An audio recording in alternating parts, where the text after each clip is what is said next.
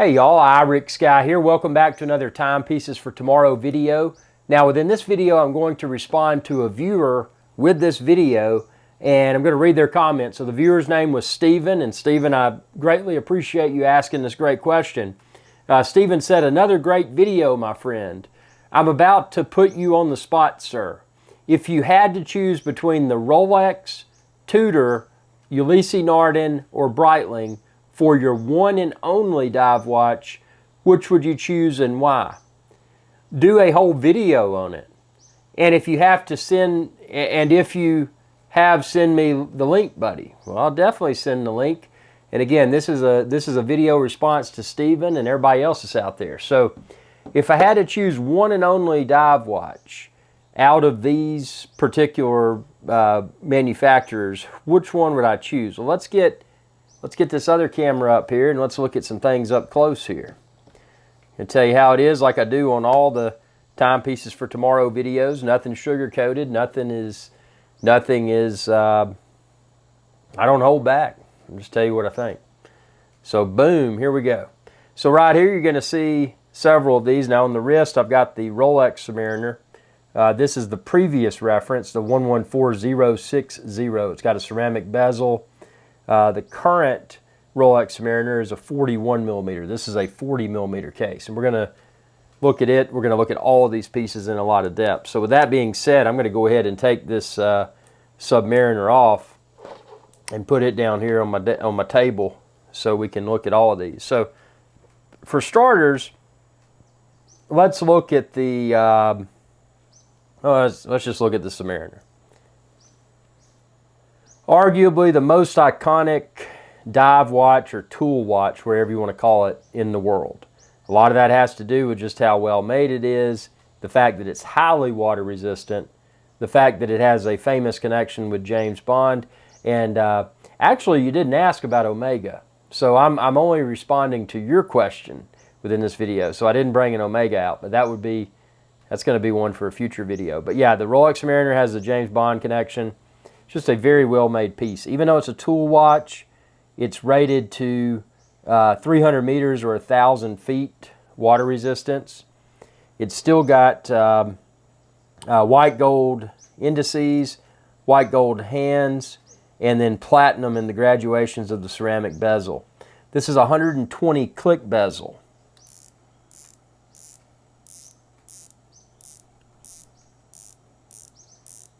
Without a doubt, the best sounding and smoothest bezel action that I've ever held in my hands when it comes to a dive watch.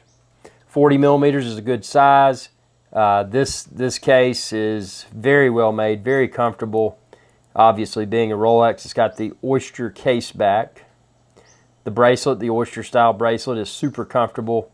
The fact that it has glide lock for micro adjustments makes it easy if you kind of swell up or shrink in the wrist area. It's easy to make micro adjustments without the use of tools. So just a very comfortable, very iconic, and just a timeless dive watch. And I obviously got the one without the date because this, in my opinion, is the perfect Submariner. It's got symmetry, and if you get a Submariner with a date, some people like them. I'm not bashing them. But at least the current reference Submariners with dates, they have the Cyclops, which sticks up. And not only does that stick up on the Sapphire, but it also messes with the symmetry of the dial. But I think Rolex has knocked it out of the park with the 114060 Submariner. And then also the current reference. I don't have the current reference Submariner memorized, but it looks, to look at the two on, in the wild, you would be hard to distinguish between the two. Now, one thing worth mentioning is that this reference Submariner does not have AR coating, anti-reflective coating. The current reference Submariner does have AR coating. Speaking of AR coating, this right here is the Breitling, the Breitling SuperOcean Heritage II. It's got a ceramic bezel. It's a 42 millimeter case. Like the Submariner, it has a 120 click bezel.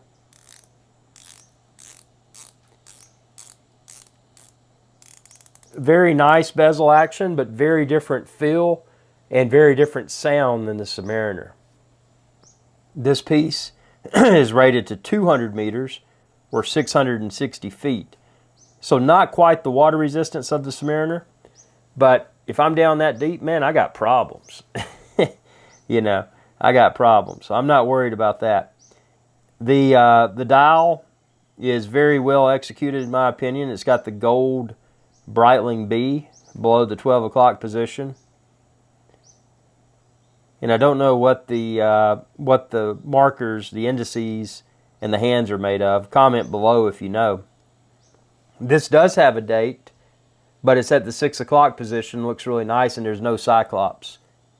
See, when you look at the sapphire crystal is flat. One thing about this piece, and I'll go ahead and share and mention this about all of them. The lume on this, the glow-in-the-dark elements, not that great. Actually, I would say it's pretty pitiful. Out of all of these, and well, actually what I'll do, I'll try to turn the sun off and show you all the lume. And actually, I'm gonna hold this up to my light right now. Well, I'll flash them all with my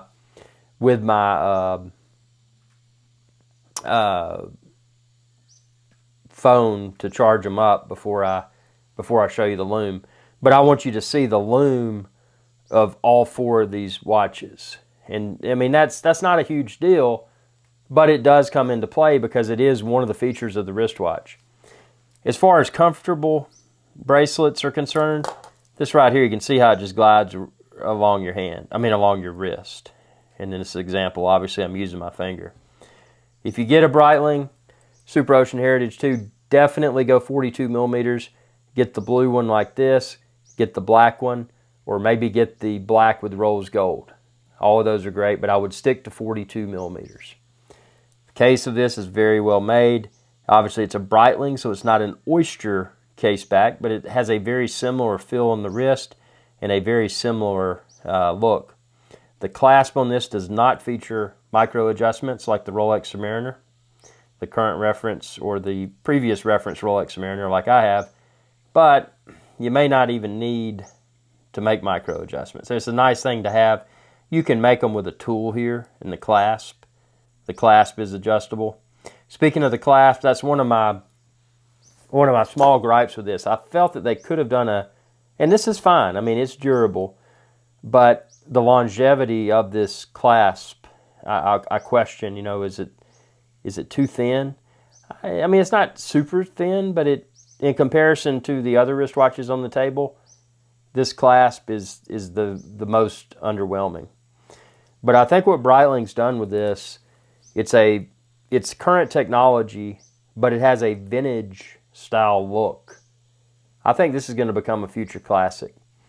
But again, if you go with this, definitely get it in 42 millimeters and definitely get the Breitling shark mesh bracelet. You could always add a rubber strap or a leather strap or whatever aftermarket, but get it on that shark mesh bracelet as part of its personality.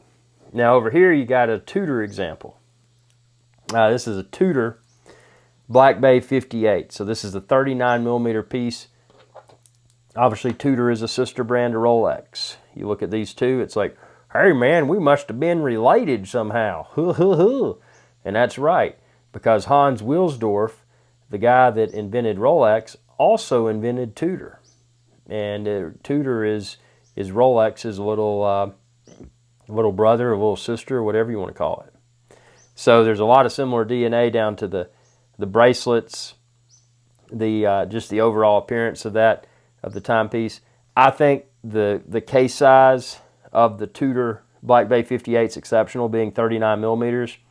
It gives it a more vintage, old school style look, and obviously it's got an aluminum bezel insert. So the bezel insert on the Tudor, because it's aluminum, will likely fade.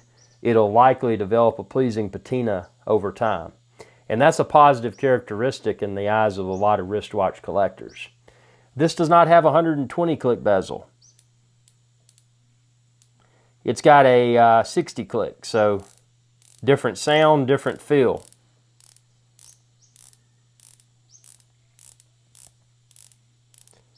So to go from 12 o'clock to 12 o'clock, it would be 60 clicks, 60 clicks.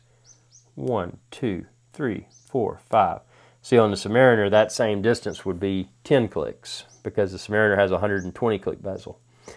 The dial itself looks very similar to a Submariner. The indices, now this does not use precious metals. It does not use white gold for the hands or the indices. I think it's rhodium. Correct me if I'm wrong below. All of these dive watches, by the way, are stainless steel cases. Now the Rolex is special stainless steel. The rest of these I think are all 316L, which there's nothing wrong with that. I mean, it's high quality stainless steel. The bracelet, very similar to the Rolex Submariner. Obviously, it's an oyster style bracelet.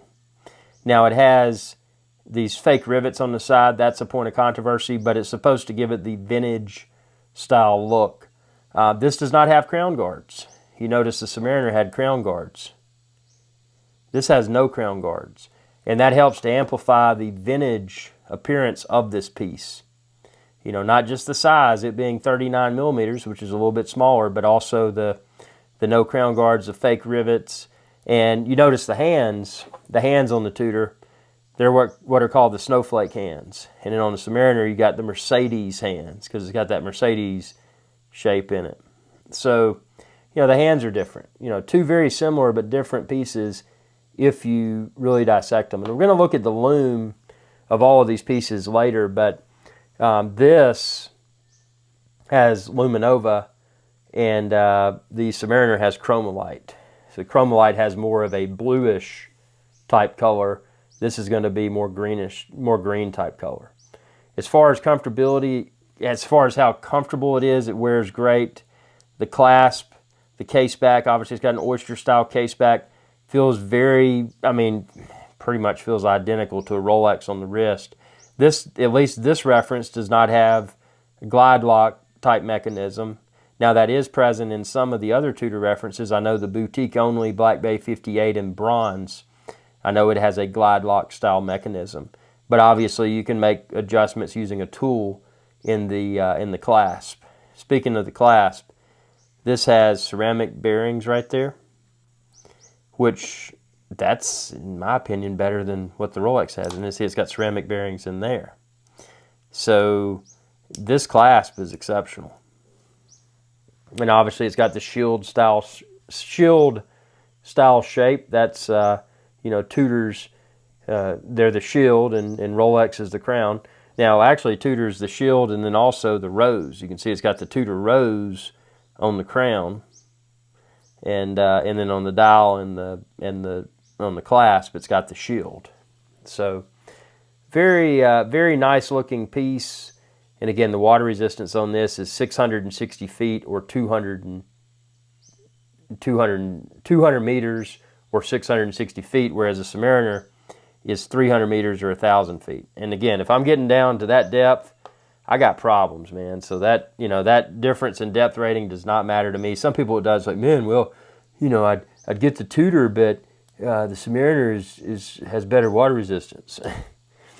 So anyway, the truth is, if you maintain these watches well and you've got your screw down crown properly screwed down, it's probably not going to leak unless it's got an issue and you've neglected the timepiece. Now the next one we've got up here is a very interesting piece. It's less common. So, you know, you're going to hear, obviously everybody that's not even a wristwatch person has probably heard of Rolex. If you're not even a big wristwatch person, you've probably heard of Breitling. If you're not a big wristwatch person, you may or may not have heard of Tudor, but you may have just because of its marketing and its tight connection with Rolex. Tudor, in the past few years, since they released the Black Bay line, they've really enhanced their brand recognition. So even a lot of non-watch collectors now know what a Tudor is, and a lot of people that aren't even serious watch collectors are also interested in buying a Tudor. So it's interesting how far Tudor has come since they released their Black Bay. Ulysse Nardin is a step above all these other timepieces, and I'm going to explain why. It's a step above and it's a step below in from certain perspectives. So for starters, and if you got 4K, crank it up. The dial on this is exceptional. It's got a quilted type look. When you put this in the sunlight, you can see a quilted type pattern in the dial. The indices, exceptional. The lume on this, the glow in the dark, exceptional. The the overall case finishing, exceptional. The bezel, quiet. It's got a quiet bezel. I'm going to be quiet here.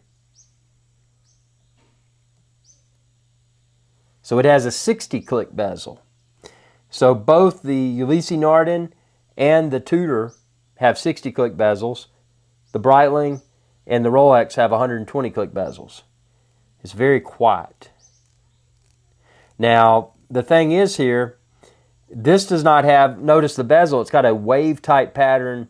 It's a stainless steel bezel, but it's got a wave-type pattern, which looks really cool. At the 12 o'clock position, it's got a power reserve indicator. So you can see how much charge your Ulysse Nardin Maxi Marine diver has. Now see right there, when I hit it with this, you can see in your 4K display, if you've got it, you can really see that quilted pattern. Speaking of attention to detail, it's got the, and I'm pretty sure it's hand laid, the anchor in the Ulysse Nardin logo. Also, the bracelet has an anchor there, and it's got an anchor there. The bracelet does not have a toolless glide lock style mechanism. So out of all these wristwatches, the only one that has a toolless system for micro adjustments is the Rolex Submariner. This will pop open if you want to, if you're putting it over a wetsuit or something. So it is highly adjustable. The bracelet is super comfortable. If you look at this bracelet, you're going to be like, man, that's very, you can just see, this is how I gauge bracelets when I don't have them on the wrist. I just kind of run my finger along the inside. But you can see how comfortable that is. And it's got a very, looking on the inside, a very similar look and feel to an Oyster, a Rolex or Tudor Oyster style bracelet. All of these, and let me correct myself here. Yeah, all of these bracelets you can see there in the side on the Breitling, all of these use screws instead of pins in the bracelets. These are all very well-made timepieces. Ulysse Nardin has it doesn't have the large sweeping seconds hand. So when you look at this, you may be like, man, is it functional? Well, that's because it uses a small seconds. So at the 6 o'clock position, you can see that's the seconds hand. Also, curiously enough, at the 6 o'clock position, you can see the date, and it's magnified. But guess what?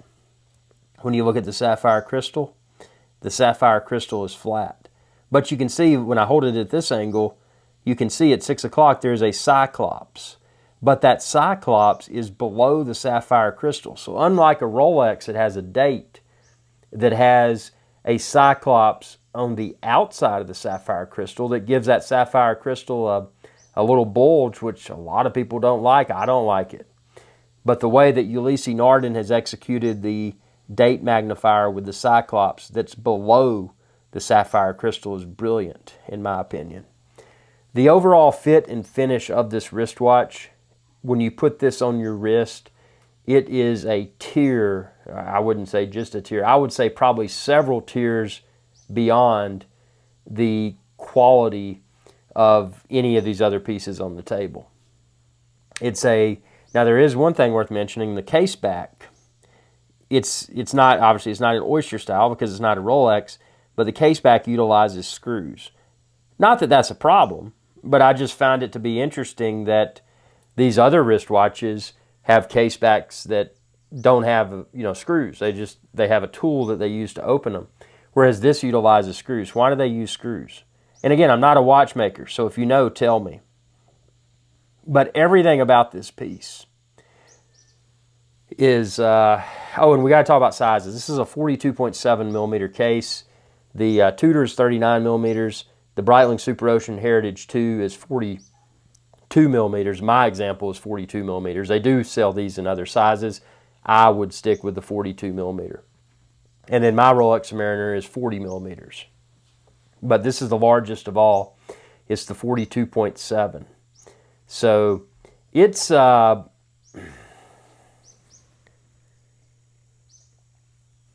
is a piece that people don't really know the name. You may have seen Ulysse Nardin advertisements. You may have seen them in airline magazines, that sort of stuff. But this is Ulysse Nardin is primarily popular in places like Russia. So it's not as popular in other countries. But it's a very high-end wristwatch manufacturer. They've been making wristwatches for a long time. Actually, I think 1846, as indicated on the dial. So this is, out of all these pieces, the Ulysse Nardin is what I consider a high horology dive watch.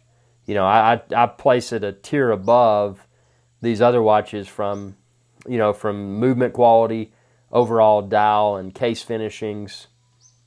Obviously screw down crown. This is 300 meters, 1,000 feet water resistance, just like the Rolex Submariner. But something that's going to look different and something that has its own identity. Now, a lot of people don't like Ulysse Nardin because a lot of their timepieces have some really wild colors and some wild designs. This one, with a burgundy dial, quilted burgundy dial, is very unique, very desirable, and obviously this is a discontinued reference. But Ulysse Nardin is one of those brands that they've got some exceptional pieces, but they've got a lot that a lot of people would probably say are less than desirable. They're all ultra high end. But out of all these dive watches, and again, this is back to the was it Steven? Steven, I'm recording with my phone. I think it was Steven.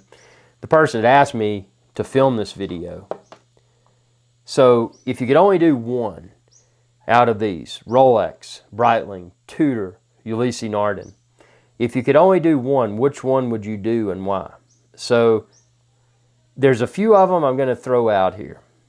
I'm going to throw out the Breitling. It's an exceptional piece. It complements all these other pieces. But if you only get the Breitling, you're probably going to wonder about all these other brands. Well, you're probably going to wonder about Tudor and Rolex. You may not have even heard of Ulysse Nardin. But I'm gonna put the Breitling aside. Put it back there on the back. The next one that I would eliminate out of these four, again, we're going for only one of four. The next one I would eliminate would be the Tudor Black Bay 58. The reason being, it's an exceptional piece, but if you're only getting one, get the Rolex first. Because if you get the Tudor before you get the Rolex, whether you acknowledge it or not, you're always going to be wondering, like, man, should I have gotten the Rolex? But if you've got the Rolex, and that's fine, you've done the Rolex thing, and now you can explore Tudor. But that's not this video. This video is one and only piece, one piece only. So with that being said, I'm going to have to toss the Tudor out. Now you're down to these two. Ulysse Nardin, Maxi Marine Diver, and the Rolex Submariner. Both of these are great. This is where you're going to have to make a judgment call. Do you want a piece that is going to probably continue to appreciate in value, something that's probably always going to be desirable if you ever had to sell or trade, something that's probably always going to command a premium? You can't go wrong with the Rolex Submariner from that perspective. Where you can go wrong with the Rolex Submariner, if this is your one and done watch, you have no desire to purchase any more watches. If you get the Rolex Submariner, you may think, well, I got the Submariner, and you know why you got the Submariner. Your own motivations. But other people may say, oh, that guy doesn't even know watches. He just got the Submariner because he thinks he's cool. So the Submariner has that kind of stigma with it as well. You know, it has the stigma of, well, people don't even know watches get it because they think that, you know, once they have that Submariner on their wrist, they're somewhat better than everyone else just because they got the Submariner. And you're not really a wristwatch person. Reality is, if you're a wristwatch person, you realize that the Submariner is an exceptional piece, quite possibly the best dive watch in the world, even if it didn't have the Rolex name on it, just because of how well made it is, the use of materials, the comfort. It's an exceptional piece. So, you just got to know yourself. The Ulysse Nardin, on the other hand, is the most well-finished wristwatch on this table, and it's a manufacturer that a lot of people aren't familiar with. The resale or trade of this Ulysse Nardin is going to be very soft. I mean, I'm not saying someone would probably take a bath if they ever had to sell or trade, but it's not known to appreciate historically like Rolex has. So with the possibility of future trade or resale is a concern, I would steer away from the Ulysse Nardin. If you want to put something on your wrist that stands out, that people see, they respect, they know it's a nice wristwatch, but it doesn't have the word Rolex on the dial, but a piece that still commands respect from a manufacturer that's been making wristwatches since 1846, it's hard to beat a Ulysse Nardin Maxi Marine diver. If there was only going to be one wristwatch, and again, I'm sticking to your question. Was it Steven? Steven, I hope it's Steven, because I've called you Steven in the latter part of this video. Steven and whomever else is watching this, if it could only be one,